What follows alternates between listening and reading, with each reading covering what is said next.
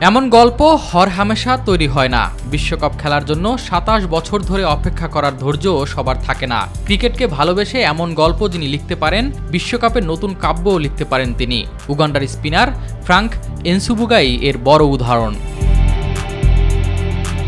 উগান্ডার অংশ নেয়া প্রথম টি-20 বিশ্বকাপে এনসুবুগা গড়লেন একাধিক রেকর্ড। প্রথমটি মাঠে বল গড়ানোর আগেই।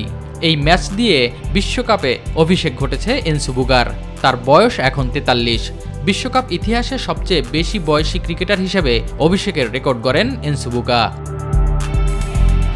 কেবল মাঠের বাইরে নয়, ২২ গজেও একাধিক রেকর্ড ভেঙেছেন উগান্ডার এই স্পিনার। বল হাতে দারুণ ছন্দে ছিলেন। ৪ ওভারে ২ উইকেট নিতে খরচ করেছেন মাত্র ৪ রান। ২টি ম্যাডেনও রয়েছে। তাতেই বিশ্বকাপে কিপ্টে বোলারের তালিকায় সবার উপরে উঠে গেলেন এনসুবুগা।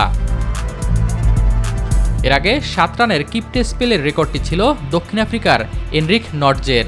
এই বিশ্বকাপেই শ্রীলঙ্কার বিপক্ষে রেকর্ডটি গড়েছিলেন আফ্রিকান পেসার। একই ইনিংসে সবচেয়ে বেশি ডট বল দেওয়ার রেকর্ডও গড়েছেন এনসুবুগা।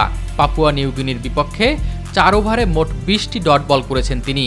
তাতে টি-20 বিশ্বকাপ ইতিহাসে এক ইনিংসে সর্বোচ্চ ডট বল দেওয়ার রেকর্ডে লঙ্কান স্পিনার অজান্তা মেন্ডিসের কীর্তিতে ভাগ বসিয়েছেন এই স্পিনার। বিশ্বকাপ অভিষেকে নানা কীর্তি গড়া এনসুবুগার শুরুটা ১৯৯৭ সালে আইসিসি চ্যাম্পিয়ন্স ট্রফির মাধ্যমে।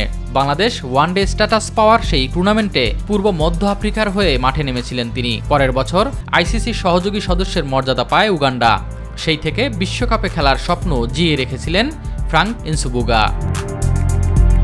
S M Arif, My TV.